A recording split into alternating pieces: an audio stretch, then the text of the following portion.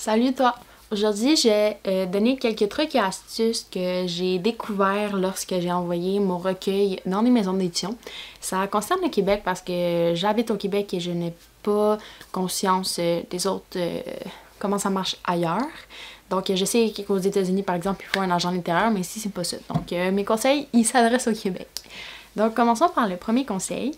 Je l'ai trouvé grâce à une vidéo TikTok de Marie Potvin. Et elle parlait du site de l'ANEL, qui est l'Association nationale des éditeurs de livres. Donc, pour le Québec, c'est lanel.qc.ca.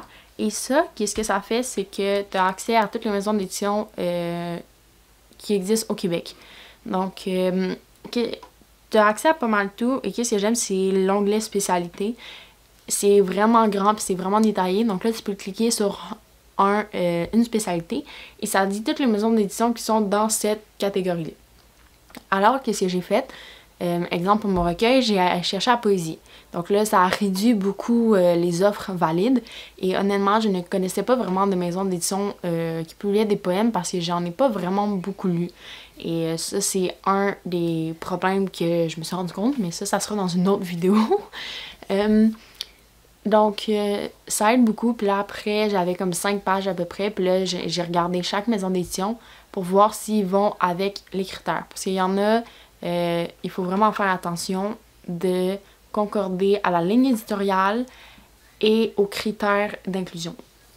T'en as beaucoup. Exemple, ben, t'en avais une, c'était pour le Saguenay-Lac-Saint-Jean. T'en avais, c'était pour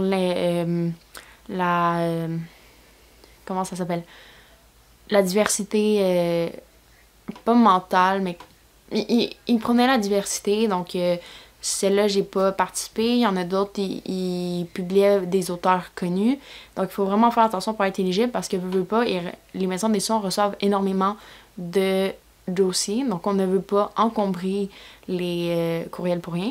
Je sais, ça paraît un peu défaitiste, mais c'est la vérité. Donc, il faut vraiment faire une recherche minutieuse pour augmenter nos chances. Parce que si on envoie à plein de maisons d'édition sans vérifier si on est éligible, ça va pas nécessairement être contre nous, mais ça bloque un peu tes chances si jamais un jour tu as un livre qui est éligible pour cette maison d'édition-là, parce que j'ai pas continué là-dessus parce que je suis pas éditrice, donc je sais pas. Mais personnellement, je veux pas faire perdre le temps aux éditeurs. Je veux quand même bâtir une bonne réputation. Donc, il faut vraiment faire attention de regarder et de tout faire des affaires nous-mêmes. Et il y en a beaucoup, genre, tu voyais, il était un peu tanné parce que c'était écrit envoyer des manuscrits complets, envoyer ça seulement pour la région de Québec. Genre, c'était écrit, puis t'en as plein, ils lisent pas jusqu'à la fin. Donc, ça, c'est un autre des conseils. Lisez jusqu'à la fin. Donc, ça mène au conseil numéro 2. Bien lire ce que les maisons d'édition veulent.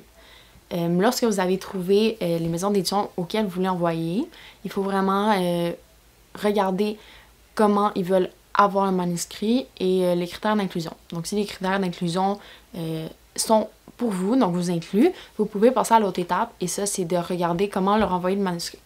Il y a plusieurs maisons d'édition qui veulent encore des manuscrits papier. Et pour ça, il faut qu'ils les imprimes, les envoient dans une telle enveloppe et que tu fasses plein de choses, mais c'est pas nécessairement juste pour ça. Si t'en as, c'est par courriel, c'est sur une certaine adresse courriel. T'as des maisons d'édition, ils veulent des lettres, pas un peu un CV, mais des lettres de recommandation personnelle ou que c'est un peu toi qui te vends, si on veut, entre guillemets.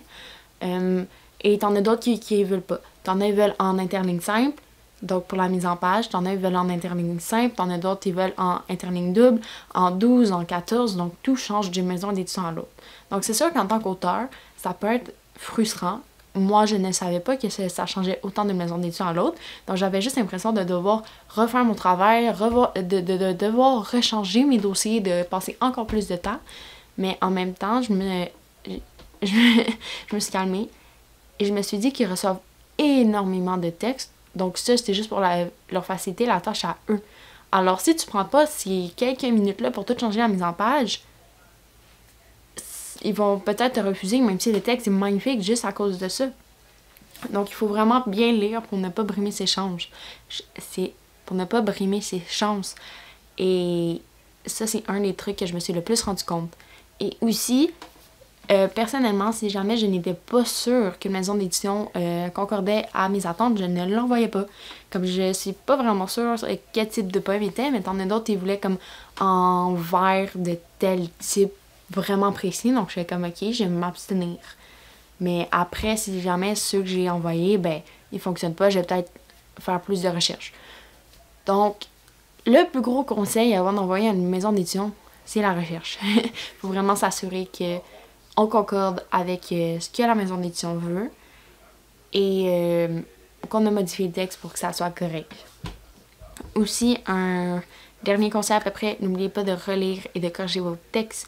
Veux pas, il faut qu'il soit le plus beau possible. C'est sûr que eux, ils ont des correcteurs après, mais si c'est bourré de fautes et des affaires de même, c'est pas nécessairement attrayant. Donc, si jamais vous avez Antidote ou accès à des correcteurs de même, je vous conseille fortement de le relire. Il faut relire les textes plusieurs fois parce que juste écrire un texte, on peut pas l'envoyer de même en ME. Ça fonctionne pas comme ça. Et je l'ai entendu de beaucoup d'auteurs. Avant, quand j'étais jeune aussi, je pensais que c'était juste ça, t'écrivais puis c'est fini. Mais non, il faut que tu relises, il faut que tu corriges, il faut que tu t'assures que tout concorde, sinon ça peut vraiment brimer tes chances. Donc c'est pas mal ça. Pour résumer, faites de la recherche. Le site de l'ANEL l'aide beaucoup. 3. Assurez-vous que vous êtes inclus dans les critères d'inclusion d'une maison d'édition avant de le renvoyer. Et faites attention d'envoyer votre document, votre manuscrit sous la bonne mise en page ou bon papier ou peu importe. Donc faites vraiment attention à lire tout le site et assurez-vous que vous faites partie de la ligne éditoriale. Et n'hésitez pas à regarder peut-être les autres livres d'une maison d'édition pour voir si vraiment vous concordez dans la ligne ou pas. Donc c'est pas mal ça. Donc c'est des petits conseils de même, c'est rien de trop gros. Mais j'espère que ça peut aider certains. Moi, ça m'a pris quelques temps à réaliser certains trucs. Donc si jamais vous tombez sur cette vidéo-là avant de commencer vos démarches, ben j'espère que ça vous sera aidé. Donc sur ça, je vous dis à la prochaine pour d'autres choses entourant l'écriture ou la lecture. Donc bye bye!